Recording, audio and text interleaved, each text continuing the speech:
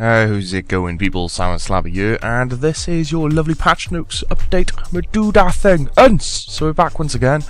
It is the 25th of March, and these came out yesterday along with the Fate of the Gods quest. So yeah, let's get into it. Graphical updates. The correct woodcutting animation is now played when a player chops a tree with the Scorching Axe override active. The Armadyle's Tower text on the world map has been removed. Varrock's guards' wastes no longer stretch in combat or during death. The A route icon in the Slayer's Skill Advanced guide has been updated, and the Investigator's Notebook title text is now aligned correctly. So yeah, nothing major there, let's be honest. Moving on to the quests and achievements, a spelling error in Wartface and Bentnose's dialogue in Recipe of Disaster has been corrected. A typo in Karshai's dialogue has been fixed. The Fremennik achievement diary task, Totally Livid, now has the correct requirements listed. Nothing major there. Moving on to the miscellaneous, players may now toggle their public chat off. Bandos and Armadyle and Zaros Croziers now correctly count as two-handed weapons. Croziers have had their combat stats removed and their prayer bonuses made consistent. Clan avatars will no longer disappear when teleporting from a player-owned house. Really? They disappeared? Cool. Players can no longer attack the giant mole from the far side of the agility shortcuts of the chamber it is currently in. The giant mole will now correctly advance the fight when a familiar deals the most damage to it. A punctuation error in the dialogue for the Guardian Mummy from Pyramid Plunder has been fixed. Duncan, the port's navigator, now takes the player to the correct interface when discussing Forgotten Scrolls. The duplicated confirm option in Ursa's shoe shop has been fixed. Lightning staves no longer have an attack requirement as they cannot be used in melee combat. An issue with the borrowed power spell requiring the player to carry excess runes to cast higher level alchemy has been corrected. Enemies in the God Wars dungeon no longer stay at 0 life points without dying when they drop War Priest armor. Cool. The selection of clan keywords have been added based upon player requests. So, all in all, not huge amounts there, although the clan avatar disappearing was probably the best one there, I guess. I don't know. Anywho, on to ninja fixes. The Dark Magic Aura has been made significantly more powerful. The elements in the Feature tab are now spread evenly within the interface to look more aesthetically pleasing. Dreadnips can now run, yay! The familiar buff timer now updates when renewing a familiar instead of waiting until the original one had expired. Chaos Gauntlets now give a 10% damage boost to bolt spells when worn. Yay! It's about time. There is now a warning message before sending scroll missions in a player-owned port when the player already owns all 4 pieces. Good to know.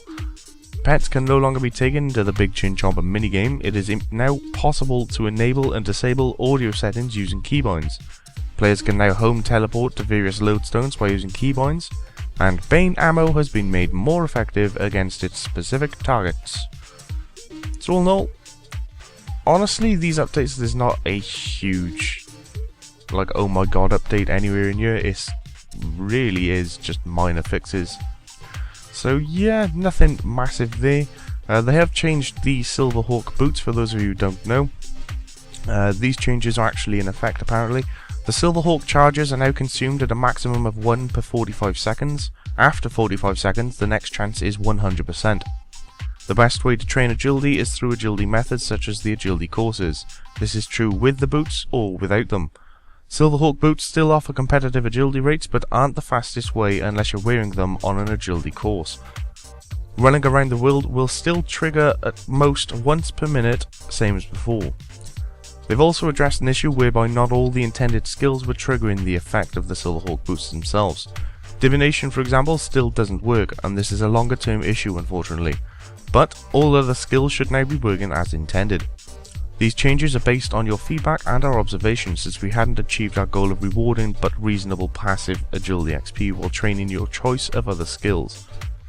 With this fix, you have a much wider choice of skills to train without any unintended best options. It does mean that some rates have reduced, but I hope the benefit of being free to choose your training is a compelling one.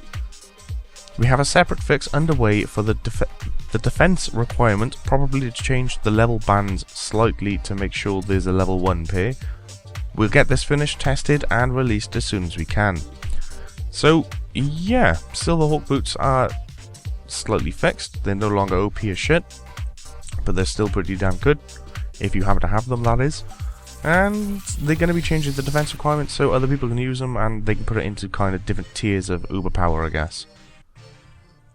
And that is pretty much it. There is a, I guess, kind of interesting little forum post.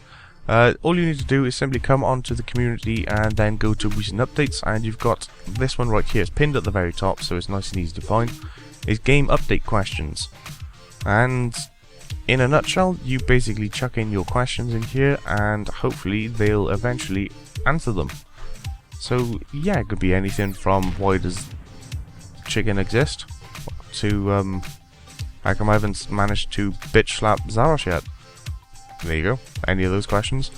But yeah, this should be interesting, worth keeping an eye on, because some of these questions are kind of interesting. But there we go, that's pretty much it, people, to be totally honest. There's not a lot else going on. So, oh well, I guess you've been informed. There is some known technical issues they've stressed out in these. This is the spinning camera for Max, the auto setup failure, and white screening in RuneScape 3. And yeah, it's just there. It's in the game, I can't really do much about it. Other than that, yeah, I do believe that is all the information I have for you. Don't think there's any more. No. So, anywho, I hope you're all having a good day. It is Tuesday. I will catch you all later. You've all been informed. Oosh. Have a good one.